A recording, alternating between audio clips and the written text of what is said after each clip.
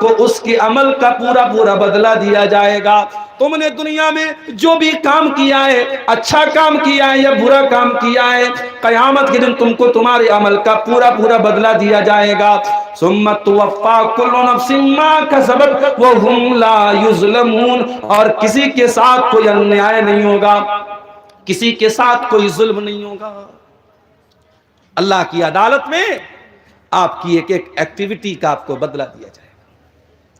فَمَن يَعْمَلْ مِثْقَالَ ذَرَّةٍ خَيْرًا يَرَهُ، ایک ذرہ برابر بھی تم نے کوئی نیکی کی ہوگی، اللہ کے ترازو پر تم دیکھ لو گے۔ وَمَن يَعْمَلْ مِثْقَالَ ذَرَّةٍ شَرًّا يَرَهُ، ایک ذرہ برابر تم نے کوئی گناہ کیا ہے، اللہ کے یہاں تم اس کو بھی اپنے سامنے دیکھ لو گے۔ تم یہ کبھی نہ سمجھنا تمہیں رات کو لائٹ بند کر کے بند کمرے میں دنیا سے چھپا کر کے کوئی پاپ کیا ہے تو اللہ سے چھپا لو گے۔ یومئذ تعرضون لا تخفی منکم خافیہ، جب تم اللہ کے سامنے پیش کیے جاؤ گے تمہارا کوئی سیکرٹ نہیں رہے گا، کوئی رہس نہیں رہے گا، کوئی راز نہیں رہے گا۔ اللہ تمہاری تمام سیکرٹ چیزوں کو اوپن کر دے گا۔ یوم تبل السرائر فما له من قوت ولا ناصر، قیامت کے دن سب کے بھید کھول دیے جائیں گے، سب کے رہسیہ کھول دیے جائیں گے، سب کے راز کھول دیے جائیں گے، اور قیامت کے دن تم کو بچانے والا کوئی سپورٹ کرنے والا نہیں ہوگا، کوئی طاقتور نہیں ہوگا، کوئی مددگار نہیں ہوگا۔ اس دن سے ڈرو میرے بندو۔ سورہ بقرہ کی آیت میں اللہ تعالیٰ نے ہمیں اس دن سے ڈرنے کا حکم دیا ہے۔ میرے ساتھ آج دنیا کے حالات ہم دیکھ رہے ہیں، پراکرتک آپدائیں بھی آتی رہتی ہیں، کہیں پر زمین پھٹ جاتی ہے۔ اسی دیش کے اتراکھنڈ اسٹیٹ میں بادلوں کے پھٹنے کی گھٹنائیں بھی ہو جاتی ہیں، زمین کے پھٹنے کی گھٹنائیں بھی ہوتی ہیں، ہزاروں لوگوں کے مرنے کے واقعات بھی ہم دیکھتے ہیں، کہیں بھوکمپ کی خبریں بھی ہم سنتے رہتے ہیں، کہیں سیلاب کے ذریعے لوگ لقمہ اجل بن جاتے ہیں۔ ہم قدرت کی ان تمام آفتوں کو دیکھنے کے باوجود میرے پیارے بھائیو، ہم قرآن کی آیت کے اوپر غور نہیں کرتے۔ وَاتَّقُوا يَوْمًا تُرْجَعُونَ فِيهِ إِلَى اللَّهِ، اے اپنی مستی میں مست نوجوانوں، اے شراب کے نشے میں دھت نوجوانوں، اے زناکاری اور بدکاری میں ملوث نوجوانوں، اے نماز چھوڑنے والے نوجوانوں، اے اللہ سے دور بھاگنے والے نوجوانوں، اے اللہ کی نافرمانی کرنے والے میرے بندو، وَاتَّقُوا يَوْمًا تُرْجَعُونَ فِيهِ إِلَى اللَّهِ، ڈرو اس دن سے جس دن تم اللہ کے پاس جاؤ گے۔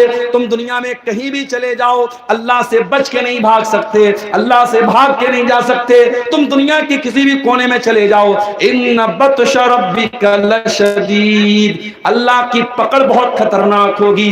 اللہ جب پکڑے گا تمہیں بھاگنے کا کوئی راستہ نہیں ملے گا۔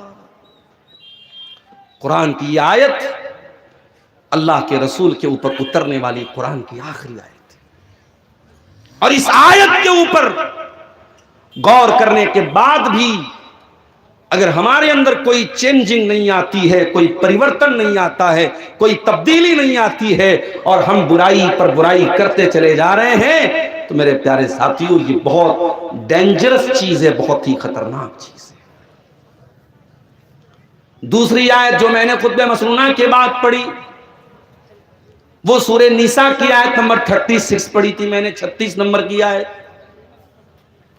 اس آیت کو آیت الحقوق بھی کہا جاتا ہے۔ اس آیت میں اللہ تعالیٰ نے 10 چیزوں کے حقوق بیان کیے، اور 10 میں سے اللہ تعالیٰ نے ایک حق اپنا بیان کیا ہے، اور 9 حق اللہ تعالیٰ نے بندوں کا بیان کیا ہے۔ اس پر بہت غور سے سن لینا۔ دنیا میں ہمارے اوپر جو دائتو ہوتا ہے، جو رسپانسبلٹی ہوتی ہے، جو ذمہ داری ہوتی ہے، وہ 2 پرکار کی ہوتی ہے۔ ایک کا تعلق اللہ تعالیٰ سے ہوتا ہے، جیسے نماز ہم پڑھتے ہیں، اس کا تعلق حقوق اللہ سے، روزہ ہم رکھتے ہیں، اس کا تعلق حقوق اللہ سے، زکوٰۃ اگرچہ ہم غریبوں کو دیتے ہیں، اللہ کی راہ میں دیتے ہیں، مگر یہ بھی ہمارے مال میں اللہ کا حق ہے، یہ بھی حقوق اللہ میں سے ہے۔ کئی لاکھ روپے خرچ کر کے انسان حج کرنے جاتا ہے، یہ حج کرنے جو جاتا ہے یہ بھی حقوق اللہ میں سے ہے۔ اللہ تعالیٰ نے سورہ نساء کی اس آیت کے اندر اپنا حق جب بیان کیا تو صرف ایک حق بیان کیا، لیکن جب حقوق العباد کا نمبر آیا، جب بندوں کے تعلق سے باتیں آئیں تو اللہ تعالیٰ نے 9 حقوق بیان کیے۔ پتہ یہ چلا کہ اسلام میں حقوق اللہ کے ساتھ ساتھ حقوق العباد کی بھی بہت اہمیت ہے۔ آپ کے اوپر جو بندوں کا حق ہے، آپ اگر اولاد ہیں، آپ کے ماں باپ کا جو حق آپ کے اوپر ہے، آپ بھائی ہیں، بھائی کا جو حق آپ کے اوپر ہے، آپ پڑوسی ہیں، پڑوسی کا جو حق آپ کے اوپر ہے، آپ کے رشتہ داروں کا حق جو آپ کے اوپر ہے، آپ نے کسی سے لین دین کیا ہے اور کسی کا حق آپ کے ذمہ واجب ہے، یا آپ نے کسی کو زبان سے تکلیف پہنچا دی ہے، کسی کو گالی دے دی ہے، کسی کی غیبت کر دی ہے، کسی کی چغلی کر دی ہے، کسی کا مال آپ نے لے لیا ہے، یہ تمام چیزیں حقوق العباد سے تعلق رکھتی ہیں۔ اور میرے پیارے بھائیوں، حقوق اللہ کا معاملہ بھی بہت خطرناک ہے، مگر حقوق العباد کا معاملہ تو اتنا خطرناک ہے، ہم لاکھ توبہ کر لیں، ہم لاکھ اللہ سے معافی مانگ لیں، حقوق العباد تب تک معاف نہیں ہوگا جب تک ہم بندوں کا حق ان کو ادا نہیں کر دیں گے۔ اگر آپ کے اوپر کسی کا حق ہے، آپ جب تک وہ حق ادا نہیں کر دیں گے اللہ تعالیٰ کے معافی ملنے والی نہیں۔ سوال یہ پیدا ہوتا ہے، ہم نے کسی کو برا بھلا کہہ دیا، کسی کو گالی دے دی، کسی کی عزت پر حملہ کر دیا، اب یہ تو واپس لینے والی چیز نہیں، اب کیا کریں گے اب ہم توبہ کرنا چاہتے ہیں۔ اس کا طریقہ یہ کہ آپ کو سامنے والے سے جا کر کے معافی مانگنی پڑے گی۔ آج تو ہم غلطی کرنے کے بعد بھی معافی مانگنے کو تیار نہیں ہیں، کیونکہ ہماری بہت بڑی ناک ہے، اور ناک بچانے کے چکر میں ہم اپنے ایمان کو خطرے میں ڈال دیتے ہیں۔ میرے پیارے بھائیوں، اگر اپنی ناک کٹوانے کے بعد اگر آپ کو جنت مل جائے تو ایسی ناک کوئی بہت فائدے کی ناک نہیں ہے۔ او لوگوں، ناک کے چکر میں نہ پڑو، ایگو کے چکر میں نہ پڑو، اپنے آپ کو بڑا بننے کے چکر میں نہ پڑو۔ اس دنیا میں سب سے پہلے اگر کسی نے ایگو سے کام لیا تھا، کسی نے اپنے آپ کو دوسروں سے بہتر قرار دیا تھا، سب سے پہلے تو ابلیس تھا۔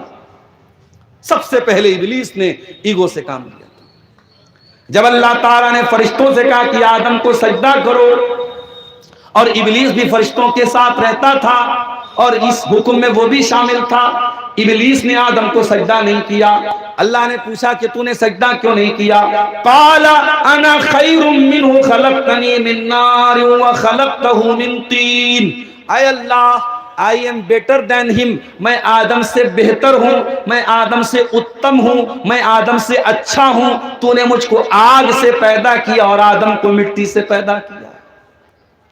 دنیا میں سب سے پہلے اللہ تعالیٰ کا حکم آنے کے بعد لاجک لگانا، اللہ کے حکم کے مقابلے میں لاجک لگانا، یہ کام اگر کسی نے کیا ہے تو ابلیس نے کیا ہے۔ میرا جملہ نوٹ کر لو جمال پور والو، اسلام لاجک سے منع نہیں کرتا ہے، اسلام دماغ کو یوز کرنے سے منع نہیں کرتا ہے، لیکن ہاں آپ کو شریعت کے خلاف لاجک نہیں لگانا ہے، شریعت پر عمل کر کے لاجک لگانا ہے۔ آپ نماز پڑھتے ہیں، آپ نماز پڑھیے اور دماغ لگائیے کہ نماز سے کیا بینیفٹ ہے۔ آپ نماز نہ پڑھ کے یہ کہیں کہ صاحب نماز سے ہمیں کیا فائدہ ہے، ایسی لاجک ابلیس والی لاجک۔ یہ آج کل جو جاوید اختر سے ڈیبیٹ ہوئی تھی مفتی شمائل صاحب کی، اس میں ایک بات یہ آئی کہ صاحب لاجک سے، ٹھیک ہے وہ ایک الگ پلیٹ فارم تھا، مفتی صاحب نے اچھا جواب دیا ڈیبیٹ میں، ظاہر ہے کہ وہاں قرآن و حدیث سے بات نہیں کرنا تھا، انہوں نے لاجک سے بات کی، لیکن مسلمان ہونے کی حیثیت سے اگر ہم اور آپ آپس میں اگر بات کریں گے تو یہ بات یاد رکھیے کہ ایک مسلمان کو لاجک کی بیس پر اسلام کے کسی حکم کو نظر انداز کرنے کی اجازت نہیں۔ سردی کا موسم ہے، جنوری کی پہلی تاریخ ہے، میرے پیر میں موزہ میں نے پہنا ہوا ہے،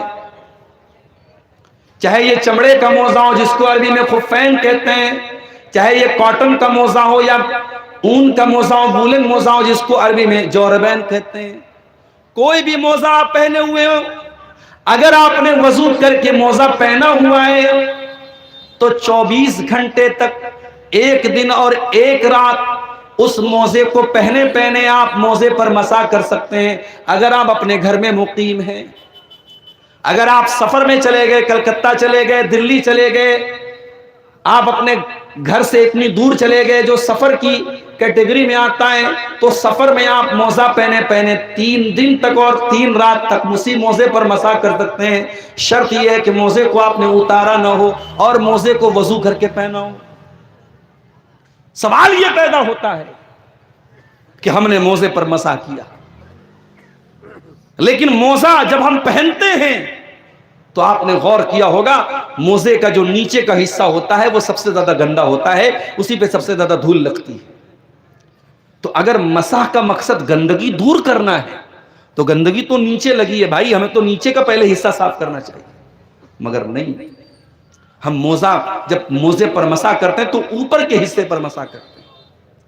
اسی لیے حضرت علی کہتے ہیں لو کان الدین بالرائے، اگر دین کی بنیاد رائے پر ہوتی، عقل پر ہوتی، تو موزے کا اوپر کا حصہ یہ مسح کرنے کے لائق نہ ہوتا بلکہ نیچے کا حصہ یہ زیادہ مسح کے لائق ہوتا.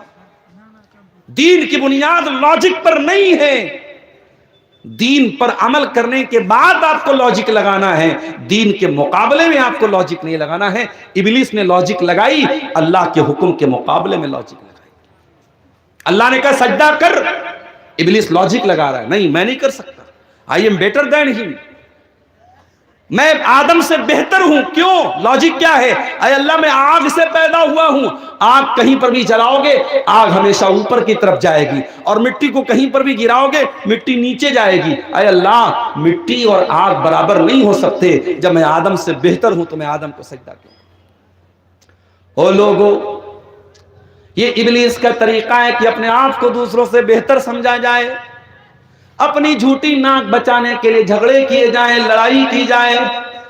آؤ میرے پیارے بھائیوں، میں اللہ کے نبی کی حدیث آپ کو سنانے جا رہا ہوں، ذرا کان کے ساتھ ساتھ دل کے پردے کھول کر کے اس حدیث کو سننا، اور ہو سکے تو اس حدیث پر عمل کر لینا. اگر اس حدیث پر عمل کر لوگے میرے پیارے بھائیوں، میں گارنٹی دیتا ہوں آپ کے 99% جھگڑے ختم ہو جائیں گے، آپ کے خاندان کے جھگڑے ختم ہو جائیں گے، آپ کے گاؤں کے جھگڑے ختم ہو جائیں گے، آپ کی مسجد کے جھگڑے ختم ہو جائیں گے، آپ کے مدرسے کے جھگڑے ختم ہو جائیں گے. کیا فرمایا اللہ کے رسول نے؟ انا زعیم ببیت فی ربض الجنہ لمن ترک المراء وان کان محقا. میں جنت کے کنارے ایک مکان کی گارنٹی دے رہا ہوں اس انسان کو جو جھگڑا چھوڑ دے حق پر ہونے کے باوجود. اس کو معلوم ہے کہ میں صحیح ہوں، سامنے والا غلط ہے، لیکن اگر میں نے جا کر کے بات ختم نہیں کی، اگر میں نے اپنی ناک نہیں کٹوائی تو جھگڑا اور بڑھتا چلا جائے گا. اللہ کے نبی فرماتے ہیں تم حق پر ہو، تم صحیح ہو، تم کریکٹ ہو، تم اچت ہو، لیکن سامنے والے سے جا کر کے جھگڑا ختم کر دو تو میں تم کو گارنٹی دیتا ہوں انا زعیم ببیت فی ربض الجنہ، میں جنت کے کنارے تم کو ایک مکان کی گارنٹی دیتا ہوں. آج ہم تیار نہیں ہیں میرے پیارے ساتھی.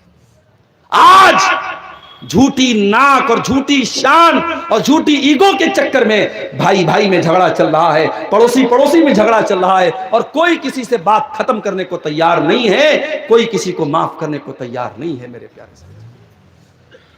آئیے ذرا سورہ نساء کی اس آیت کے اوپر غور کریں. اس آیت میں اللہ تعالیٰ نے حقوق اللہ کا بھی ذکر کیا، حقوق العباد کا بھی ذکر کیا.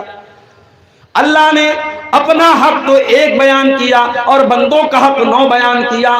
فرمایا وَاعْبُدُوا اللَّهَ وَلَا تُشْرِكُوا بِهِ شَيْئًا.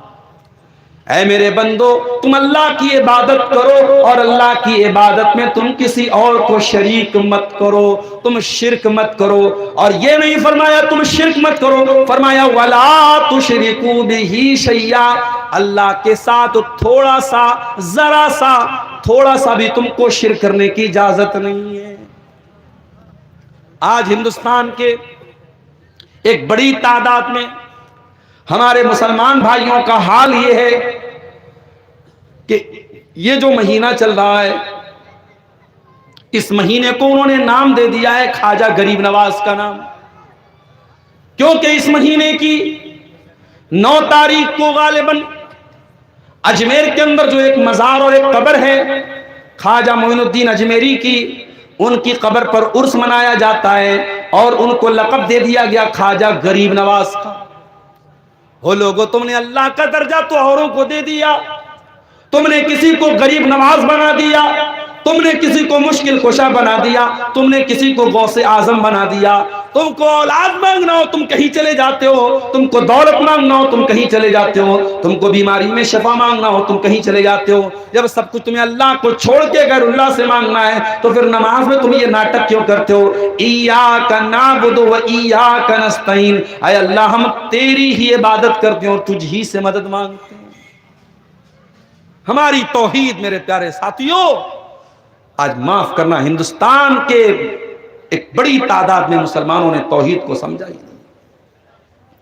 इसीलिए तकरीबन 100 साल पहले दिल्ली के करीब पानीपत के रहने वाले एक शायर ने, जिनका नाम मौलाना अल्ताफ हुसैन हाली था, उन्होंने अपनी शायरी में बड़ा अच्छा नक्शा खींचा था। उन्होंने कहा था, करे गैर गरबुत की पूजा तो काफिर, कवाकिब में माने करिश्मा तो काफिर, झुके आग पर बहरे सजदा तो काफिर, जो ठहराए बेटा खुदा का तो काफिर, मगर मोमिनों पर कुशादा है राहें, परस्तिश करें शौक से जिसकी चाहे, नबी को जो चाहे खुदा कर दिखाएं, इमामों का रुतबा नबी से बढ़ाएं, मज़ारों पे जा जा के नजरें चढ़ाएं, शहीदों से जा जा के मांगे दुआएं, न तौहीद में कुछ फर्क किससे आवे, न इस्लाम बिगड़े न ईमान जाए।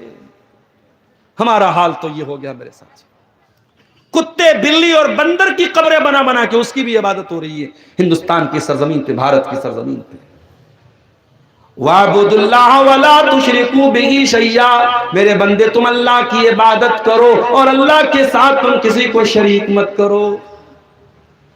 एक सहाबी अल्लाह के रसूल के पास आए और उन्होंने बात ही बात में कहा कि माशा अल्लाह व माशीता, जो अल्लाह चाहे और जो आप चाहें।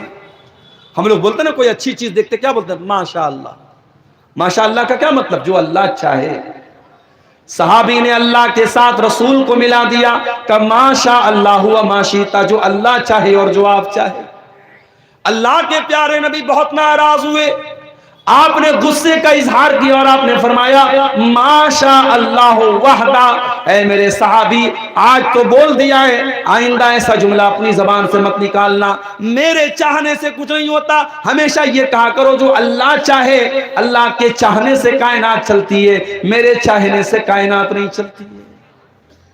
जरा सा भी तौहीद में मेरे प्यारे साथियों बाल बराबर भी अगर एक लफ्ज भी ऐसा निकाला गया जो तौहीद के खिलाफ था, तो अल्लाह के नबी ने उसको भी गवारा नहीं किया है। आज आप में से बहुत सारे लोगों के बच्चे कलकत्ता में पढ़ते हैं, कलकत्ता में जॉब करते हैं, बहुत सारे लोगों के बच्चे आसाम में, गुवाहाटी में काम करते हैं, बहुत सारे लोग अपने बच्चों को पढ़ाने के लिए दिल्ली भेजते हैं, यूपी में भेजते हैं। मैं बड़े अदब से आपसे एक बात कहना चाहता हूं, ओ लोगों, ठीक है, आप शेरशाहबादी कौम से आपका ताल्लुक है, आप कुरान और हदीस पे चलने वाली कौम से आपका ताल्लुक है, आप अहले हदीस घराने से आपका ताल्लुक है, लेकिन अगर आपका बच्चा दिल्ली में पढ़ रहा है, कलकत्ता में पढ़ रहा है, यूपी में पढ़ रहा है, आसाम में पढ़ रहा है, तो अपने बच्चों के ईमान और अकीदे की भी चिंता किया करो। अगर आपको इस बात की फिक्र है कि मेरा बच्चा कमा कितना रहा है, पढ़ाई ठीक से कर रहा है कि नहीं कर रहा है, मेरा बच्चा जॉब कर रहा है कि नहीं कर रहा है, अगर आपको अपने बच्चों की कमाई की फिक्र है, अपने बच्चों की जॉब की फिक्र है, अपने बच्चों की पढ़ाई की फिक्र है, तो मेरे प्यारे साथियों उससे कहीं ज्यादा बढ़ करके आपको अपने बच्चों के ईमान की और उनकी तौहीद की भी फिक्र होनी चाहिए। इब्राहिम अलैहिस्सलाम को देखिए, इब्राहिम अलैहिस्सलाम अल्लाह की बारगाह में दुआ कर रहे हैं और क्या कहते हैं, वजुनुबनी व बनिया नाबुदल असनाम, ऐ अल्लाह मुझे भी तू बुत परस्ती से बचा और मेरे बच्चों को, मेरी औलाद को भी तू बुत परस्ती से बचा। अपने साथ साथ अपनी औलाद की भी चिंता कर रहे हैं कि अल्लाह कहीं ऐसा ना हो कि मैं तो तौहीद पर कायम रहूं लेकिन मेरी औलाद भटक जाए, मेरी औलाद गलत माहौल में पड़ जाए। इसलिए मेरे प्यारे साथियों, जो कुरान ने जो बात कही है, वाबुदुल्लाह वला तुशरिकू बिही शैया, تم اللہ کی عبادت کرو اور اللہ کے ساتھ کسی کو شریک مت کرو. مرتے دم تک اس آیت کو اپنے سامنے رکھنا, مرتے دم تک توحید سے کوئی کمپرومائز نہ کرنا, مرتے دم تک توحید سے کوئی سمجھوتا مت کرنا.